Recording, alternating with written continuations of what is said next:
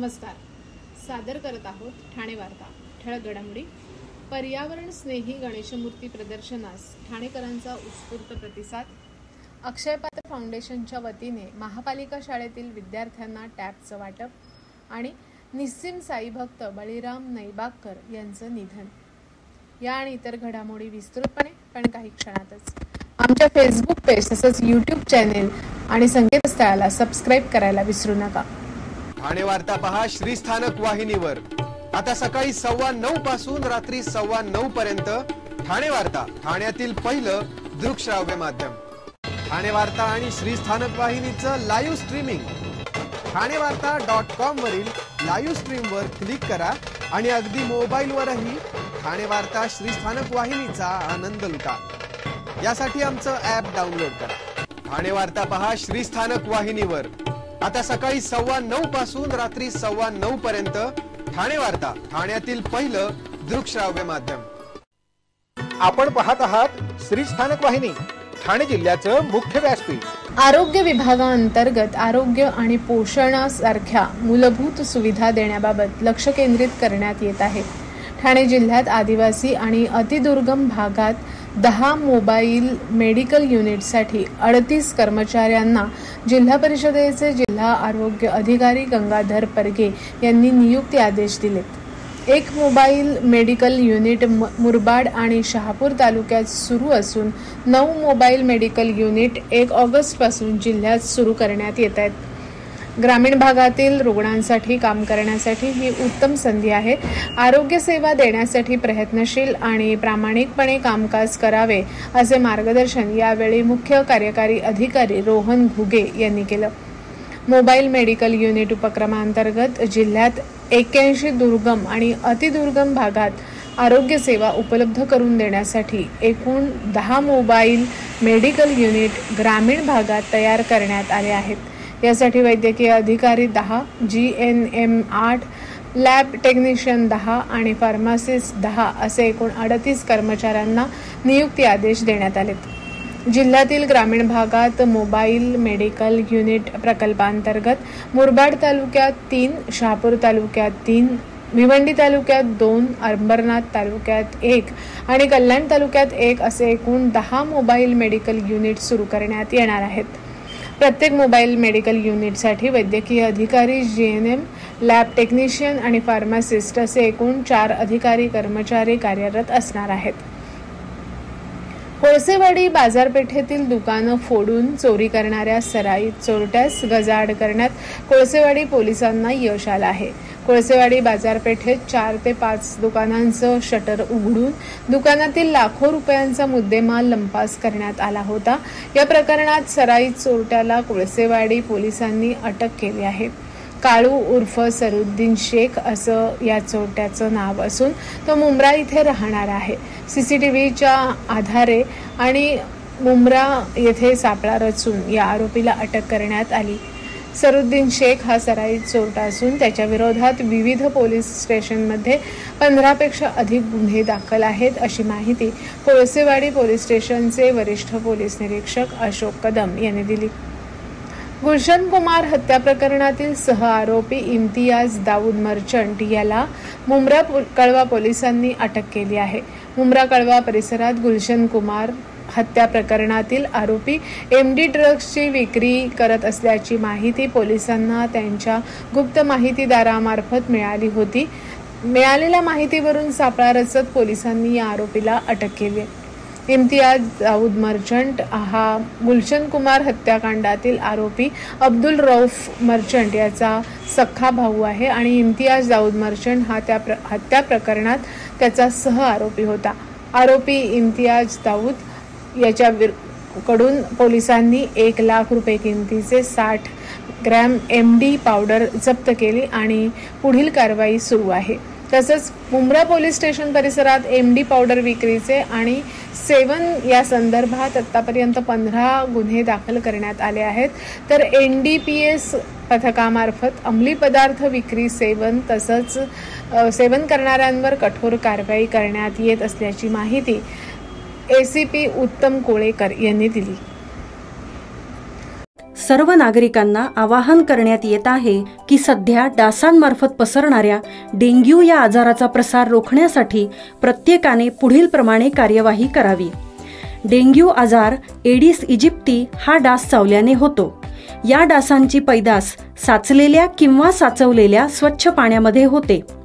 8 दिवसांपेक्षा जास्त दिवस पाणी उघडे व साचून राहिल्यास त्यात डास अंडी घालतात। अंड्यांच्या अळ्या तयार होऊन पुढे डास तयार होतात।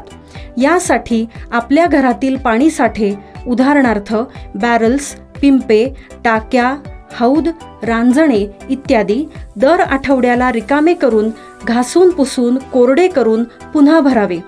1 दिवस कोरडा दिवस म्हणून पाळावा। पाणी साठ्यांना घट्ट झाकणे बसवावीत किंवा जुनी साडी, चादर, धोतर यांनी बांधून झाकून ठेवावीत, म्हणजे डास त्यात जाऊन अंडी घालणार नाहीत। घराच्या गच्चीवर, आजूबाजूला, अंगणात कोठेही पाणी साचू देऊ नये। भंगार सामान उघड्यावर टाकू नये, उदाहरणार्थ टायर्स, प्लास्टिक सामान, कुंड्या, टाकाऊ वस्तू इत्यादी। अशा सामानात पावसाचे पाणी साठून त्यात डेंग्यूच्या डासांची पैदास होते। घरातील कूलर्स, फ्रीजच्या पाठीमागील ट्रे हे देखील वेळोवेळी कोरडे करावेत। लक्षात ठेवा, नुसत्या फवारणीने डास घनता कमी होत नाही, तर त्यासाठी डास पैदास ठिकाणे नष्ट करणे ही आपल्या सर्वांची जबाबदारी आहे। कोणताही ताप अंगावर न काढता जवळच्या शासकीय रुग्णालयात मोफत औषधोपचार घ्या। अशा प्रकारे नागरिकांनी सहकार्य केल्यास डेंग्यूचा प्रसार रोखणे सहज शक्य आहे। सध्याचं युग हे डिजिटलचं युग असून महापालिका शाळेत शिकणाऱ्या विद्यार्थ्यांनाही डिजिटलच्या माध्यमातून शैक्षणिक उपक्रमाची माहिती व्हावी आणि त्याचा त्यांना वापर अभ्यासासाठी करता यावा, यासाठी अक्षयपात्र फाउंडेशनच्या वतीने ठाणे महापालिका शाळांमध्ये शिकणाऱ्या 9वी आणि 10वीच्या 100 विद्यार्थ्यांना टॅबचं वाटप करण्यात आलं। विद्यार्थ्यांनी आपल्या दैनंदिन शिक्षणाच्या कक्षा रुंदावण्यासाठी या ॲपचा वापर करावा, असं आवाहन उपायुक्त सचिन पवार यांनी विद्यार्थ्यांना केलं। टॅबचा वापर हा अभ्यासासाठीच करणार असल्याचं विद्यार्थ्यांनी यावेळी नमूद केलं।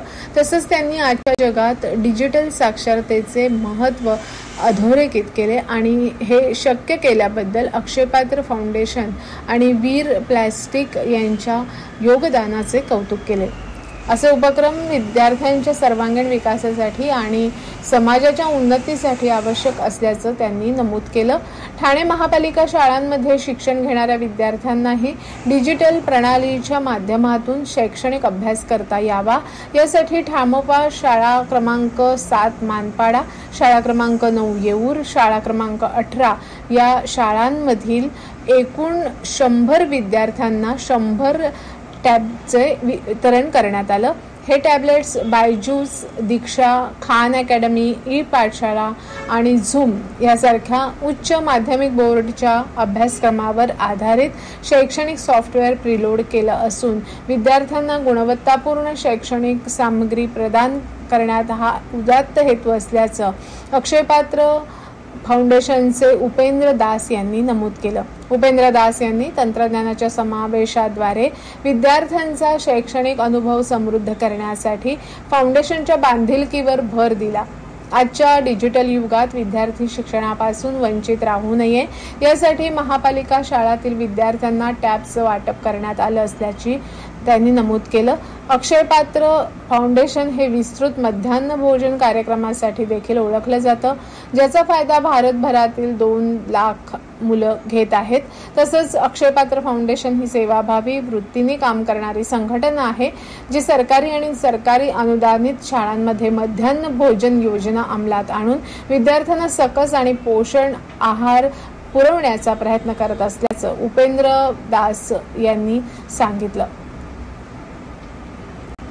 पर्यावरणपूरक गणेशोत्सव साजरा करताना नागरिकांना पर्यावरण स्नेही गणेशमूर्ती तसंच सजावटीचं साहित्य उपलब्ध व्हावं, यासाठी ठाणे महापालिकेने आयोजित केलेल्या पर्यावरण स्नेही गणेशमूर्ती प्रदर्शनाला ठाणेकरांचा उत्स्फूर्त प्रतिसाद मिळाला।